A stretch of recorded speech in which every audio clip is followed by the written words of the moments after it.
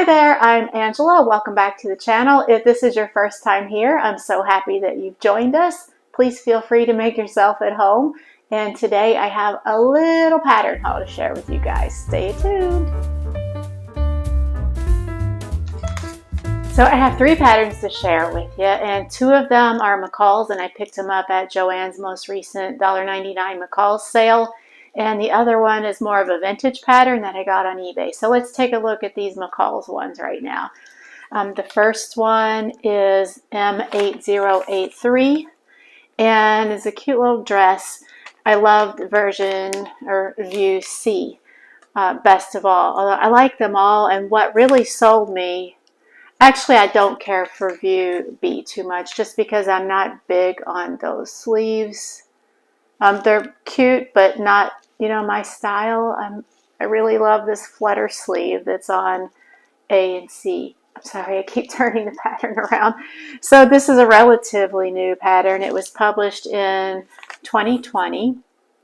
And I don't really have any fabric in my stash that I could make this view C out of as far as what the fabrics that they suggest.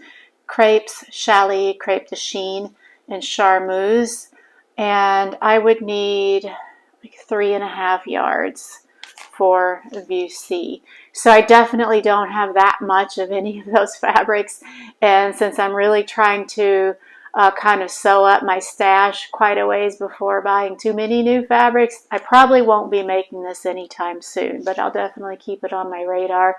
And by the way, do you guys know what is the difference between crepe and crepe de chine?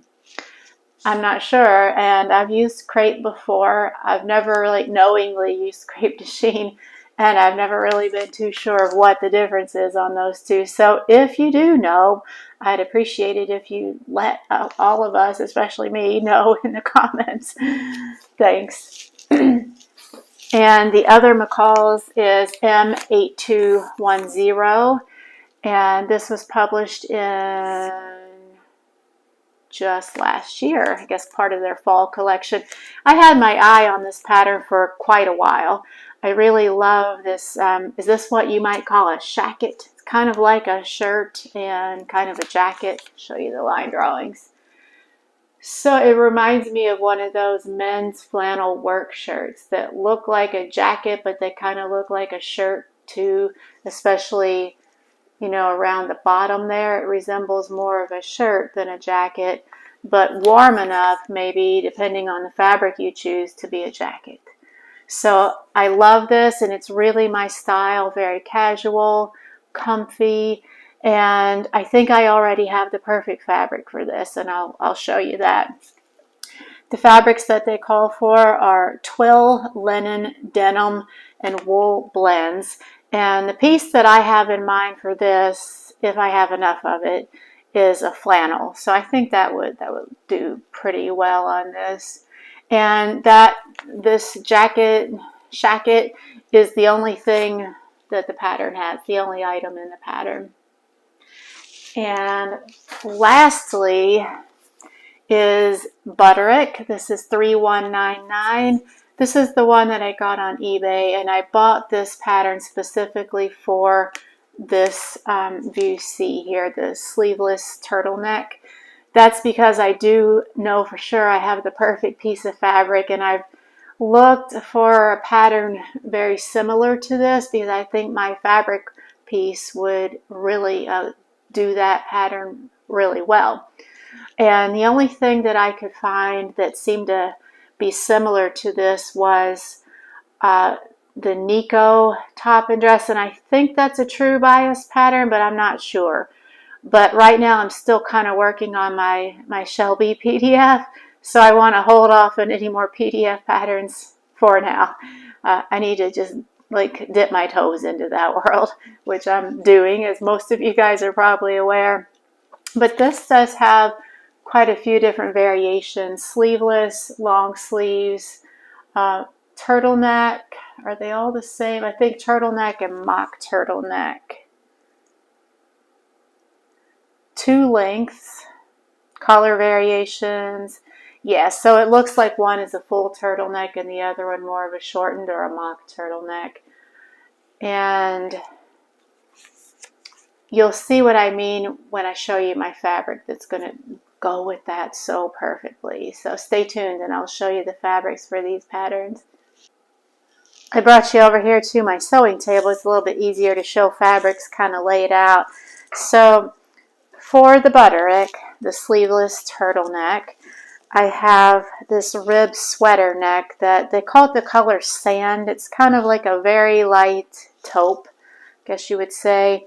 It is so beautiful. It's soft and it has a good amount of stretch. It would definitely suffice to make that turtleneck. And what's even better about this is because of the very light neutral color, I could wear this under pretty much anything. It would go really well with any kind of a topper that I could pair it with. So I'm really excited about that, and I have just enough. This was a remnant piece that I got, and I didn't have anything in mind for it at the time. I just knew that I loved the color, nice base color, and I just had to have it.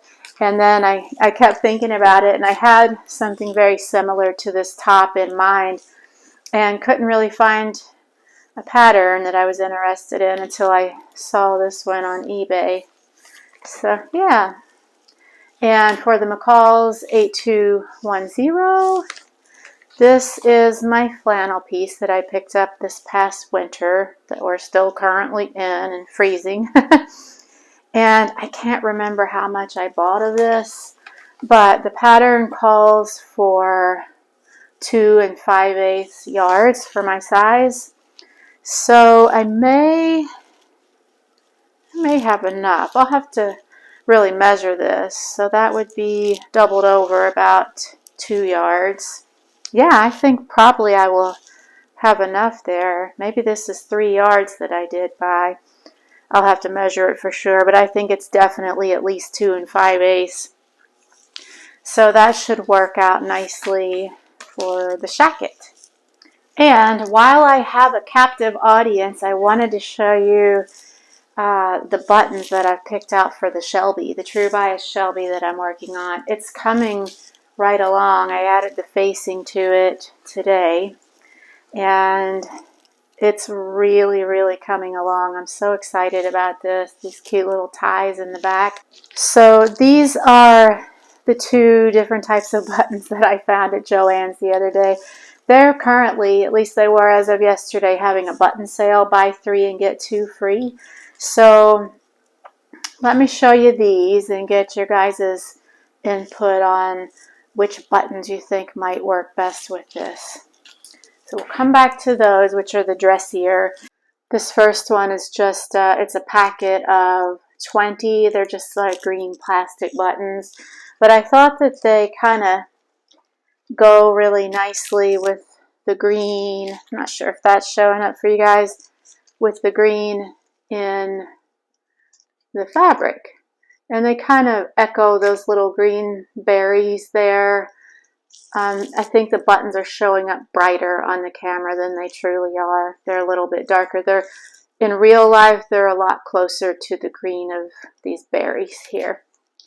So they were 50 cents, considering the sale price. So I'll get them and just try them out. And then I also opted for more of a dressier version. So these are, what does this say? Doesn't give too much of a description, but they're silver. They've got like a silver rim around them with that pearl-ish kind of center. I thought these are really pretty, and these might work as well. The pattern, the dress does call for 7 buttons going up the front. So I got enough in case of either type, depending on which one. So I would have options. And I'm kind of leaning towards these. I didn't want the buttons to kind of steal the show away from this really pretty fabric. So buttons are hard to choose for me. So I thought I would kind of enlist some feedback on that if you guys have it. I've always, like ever since I've been sewing, had a hard time picking out buttons. You wouldn't think it'd be that difficult, but there's always so many to choose from, and I'm never quite sure what's going to accentuate the fabric best. It's just mind-boggling how many buttons there are and trying to narrow it down. It's so hard. It's kind of like buying lamps, like reading lamps or any kind of a lamp that you would have in your house. I have a hard time choosing lamps too. My mom, on the other hand, loves lamps, and she loves like getting a new lamp. It's kind of like one of her things or whatever, and I could never really understand that just because I have a hard time picking out a lamp. Do any of you guys have a hard time with buttons or lamps, or what's your hard thing? So that's all I have to share with you today. And one thing that I thought might be a lot of fun to do, just simply because part of the fun of sewing for me is in the planning, like the picking out of the perfect pattern and matching it with the perfect fabric. I love doing all that. That is so much fun for me.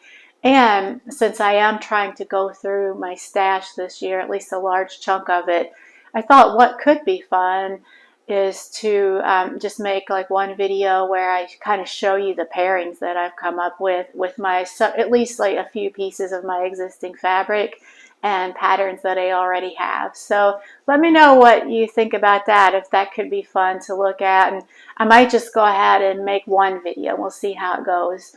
And that'll probably post on Saturday. So I hope that you'll come back for that. And we'll just give it a try and see if it's fun or too boring. And anyway, thanks for hanging out with me today. And until next time, thanks for watching. Bye.